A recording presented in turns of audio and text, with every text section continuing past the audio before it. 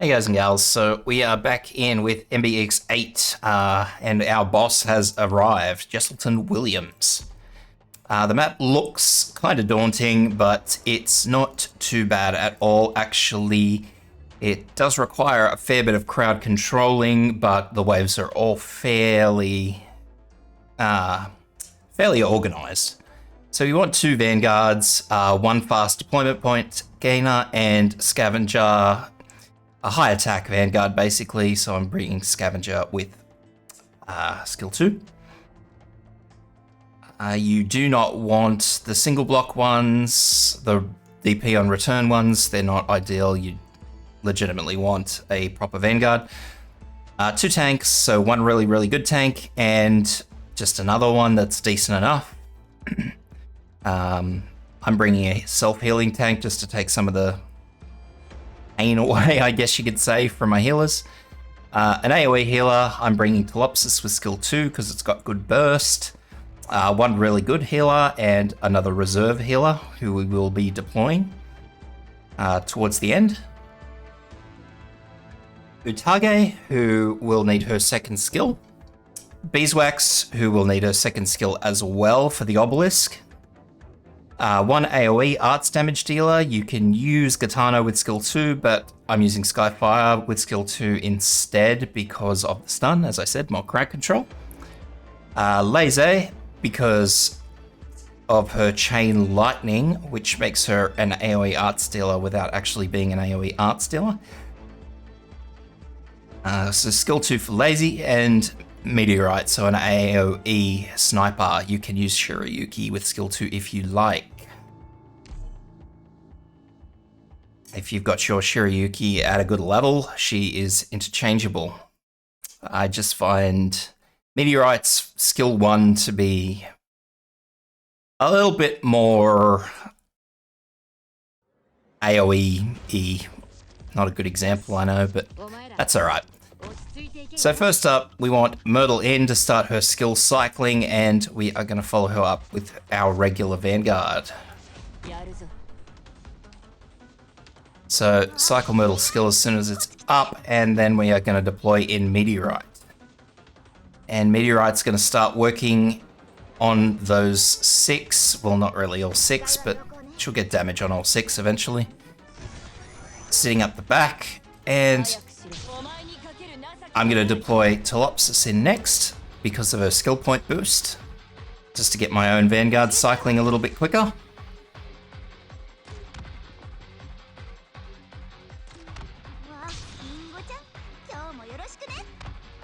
So next up, I'm going to be popping in Lazy.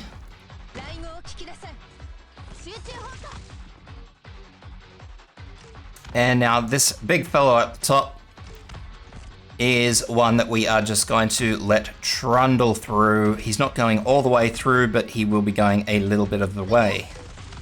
The reason for this is that we kind of want to stop him in front of these two. So after that, after he gets into everybody's attack range, we drop Utage on him, and Utage will take him out without too much drama.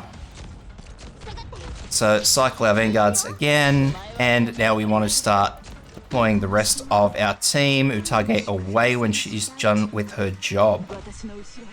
So Beeswax in right up the top here, and Nerlin just below her in that order. So if you are using Mint as a substitute, which you probably can get away with, basically, hopefully things will be attacking Nerl instead of Mint. So after this, we're just waiting for these archers to come out from here. So there's the first one. Then we're going to activate Lazy skill. Stun them. And stun them again. And what we're basically doing is we're trying to save at least one of these floodlights. So cycle those vanguard skills again, take them out, and now we're going to pop in Cora just here. And our last healer in right up the back here. So I've managed to save both of those floodlights, which is fantastic. It's fairly uncommon for me to save both, so just use this floodlight here. And you can use your other floodlight as well if you need to. Laser skill tends to keep going, so she tends to have some fairly good killing power for the bulk of it. So now we're just waiting, and we are going to have another big boy enter in from the back incursion point. So what we want to do is we want to drop in Utage when he gets into Utage's attacking range. So we just want to wait a couple of seconds. There we go. Get Utage working on him.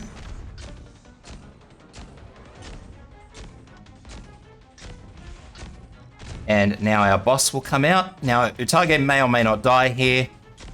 Either way, once her skill has run its course and he is about to attack, so when he goes to take a sip like that, just pull her back out.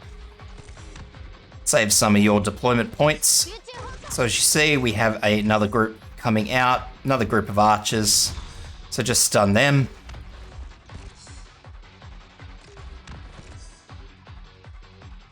And like I said, you will more than likely lose at least one of these floodlights, which is, as far as my testing has gone, it's fairly normal. So now what we want to do is we want to wait until the second guy gets in range, and then we want to drop an obelisk and start attacking. I want to get on that really, really early because the boss does have a stun. So what we're going to do is I'm going to sit up the back here and I'm going to delay this boss as long as I can, which isn't going to be much because I'm only using vanguards who won't be getting heals.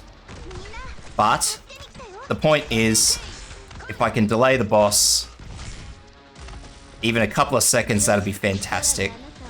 So now we're just going to start using skills. Telopsis' skill as well to keep your tank healed up. So as you see, the boss is stunning. We have a leaker. What I'm going to do is redeploy Utage in. Utage's decided she wants to attack the boss though, which is not ideal. So I think she actually started attacking the right target now, so that's alright. And so now it's entirely being played by ear, basically. We need to just be very cautious of where everything's coming from, where everything's going. Nerl right now is essentially just playing the delay game.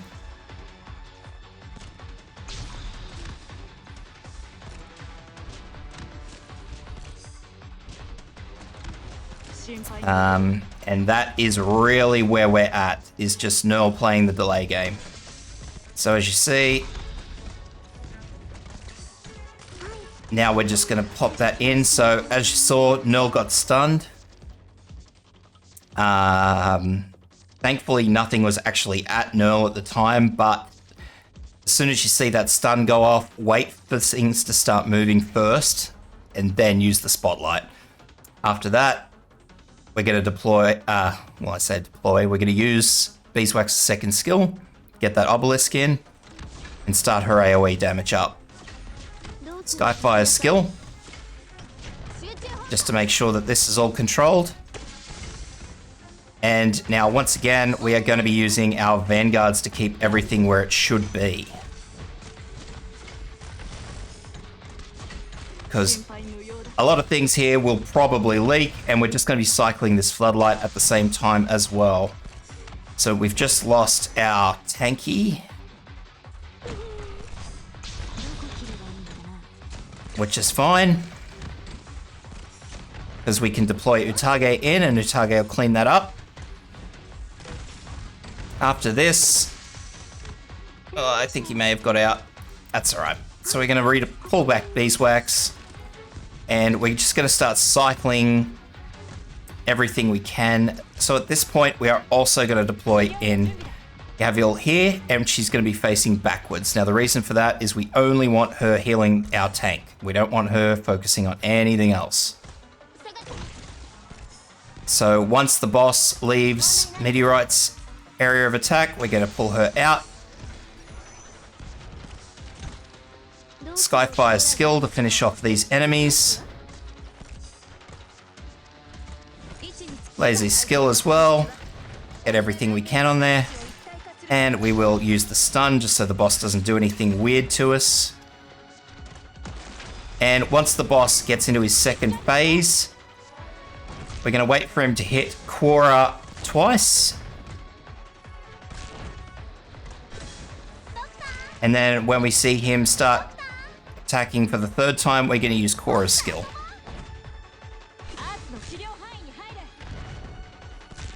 After this, we are just going to start redeploying everything in behind. So healer skills, just to make sure your tank is topped up.